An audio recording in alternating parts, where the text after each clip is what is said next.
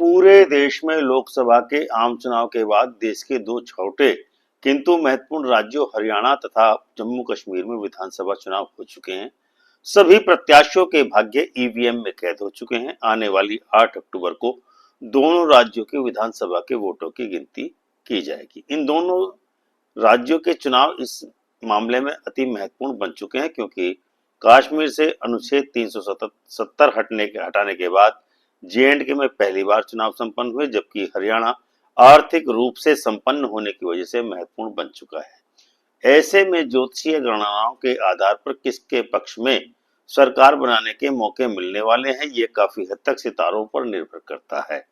आज के इस वीडियो में हम आपको सितारों की चाल के अनुसार यह बताने का प्रयास करेंगे कि आजकल के सितारे भाजपा के पक्ष में जा रहे हैं या कांग्रेस के पक्ष में परिणाम जाते दिख रहे हैं, या कोई तीसरा दल दोनों को चकमा देकर सत्ता की चाबी लेकर आश्चर्यजनक रूप से भारतीय राजनीति में चमत्कार करने वाला है।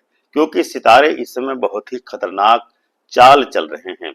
सितारों की इसी चाल को पकड़ने के लिए अमृत कलश चैनल के ज्योतिष विभाग ने काफी अनुसंधान और मेहनत करके आज देश का यह प्रथम एस्ट्रोलॉजिकल एग्जिट पोल तैयार किया है। यदि आप हमारी मेहनत और परिश्रम को सकारात्मक संदेश देना चाहते हैं तो चैनल अमृत कलश को सब्सक्राइब करके बेल आइकन का बटन दबाकर ऑल का ऑप्शन अवश्य ही चुन लें ताकि हमारी टीम को मोटिवेशन मिल सके। अभी तक मुख्य धारा के मीडिया को लोकतंत्र का चौथा पिलर माना जाता था, लेकिन वर्तमान समय मुख्य धारा के मीडिया की छवि इतनी खराब हो चुकी है कि उसके द्वारा प्रस्तुत किए गए दर्जनों एग्जिट पोल पर देश के किसी भी नागरिक को रत्ती भर या लेश मात्र भी विश्वास नहीं है। इन हालातों में ज्योतिष, जिसको कि वेद का नेत्र कहा गया है, वह काल गणना के आधार पर सच्चाई समाज के सामने ला सके ताकि समाज में जागृति आ सके। यही उद्देश्य लेकर के हमने आज का यह वीडियो तैयार किया है। आइए अब शुरू करते हैं आज का वीडियो। वर्तमान समय में जो संवत्सर 2081 चल रहा है उसका नाम काल युक्त संवत्सर है। संवत्सर 2081 की शुरुआत 8 अप्रैल 2024 को रात्रि 11:51 पर हुई थी, जिसकी कुंडली इस प्रकार बनती है।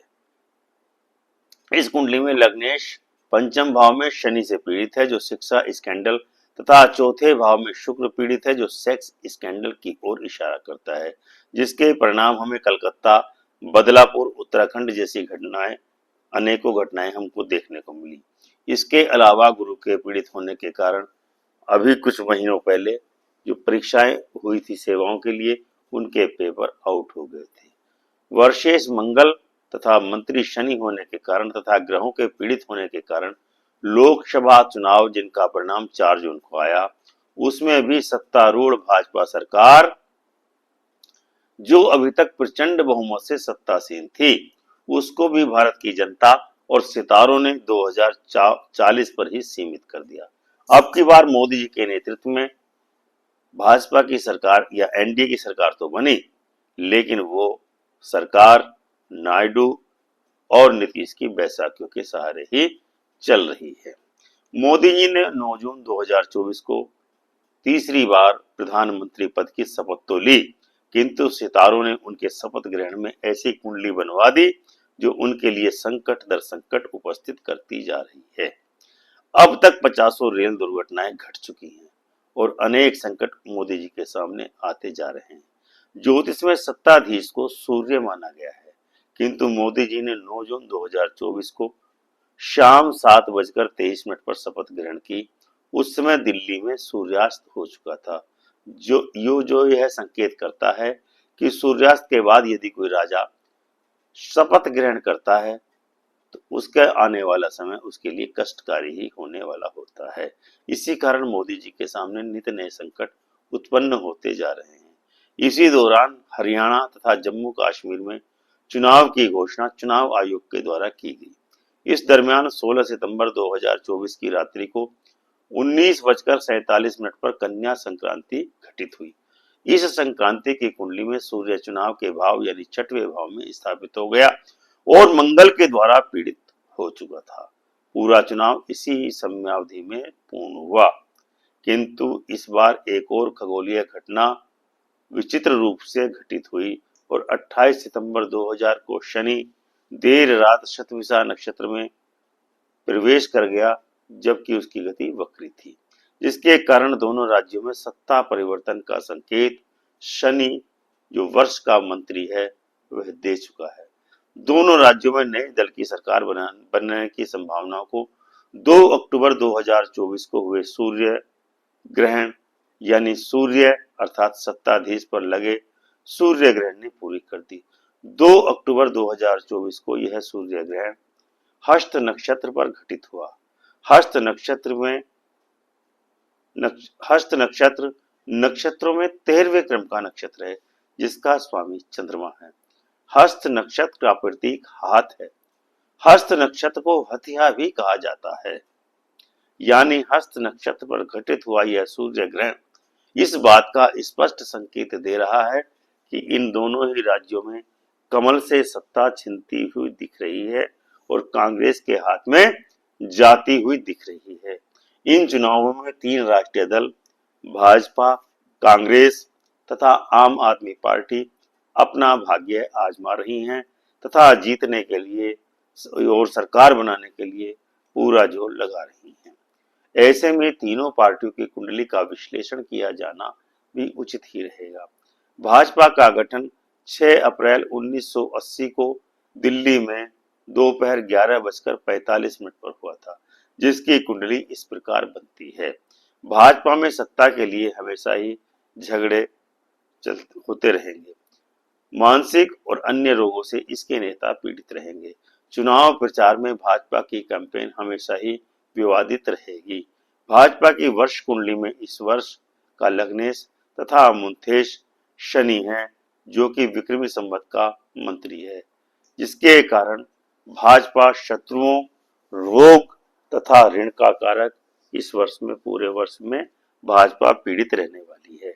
अब हम लोग कांग्रेस की कुंडली का विश्लेषण करने वाले हैं।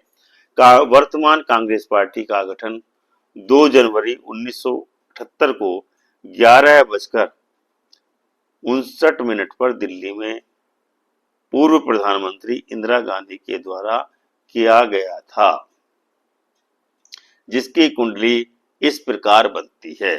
कांग्रेस की दशांतर दशा भी इस प्रकार बनती है। कुंडली के अनुसार अक्टूबर माह 2024 में कांग्रेस पार्टी के हाथ में इन दोनों ही राज्यों में सत्ता मिलने की संभावना से इनकार नहीं किया जा सकता है।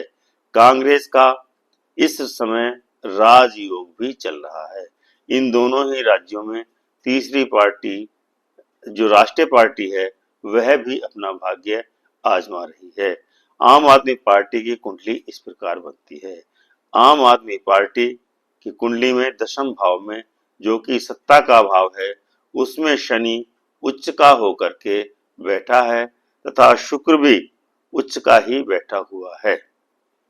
इसके साथ ही साथ शुक्र में शनि का अंतर, शनि में शुक्र का प्रत्यंतर, शुक्र में शनि की सूक्ष्म दशा 18 सितंबर 2024 से 18 अक्टूबर 2024 तक चलने वाली है, जो इस बात का स्पष्ट संकेत है कि सत्ता चाहे भले ही कांग्रेस के हाथ में आने वाली है, किंतु सत्ता की चाबी निर्विवाद रूप से आम आदमी पार्टी के पास ही रहने की संभावना से इनकार नहीं किया जा सकता है।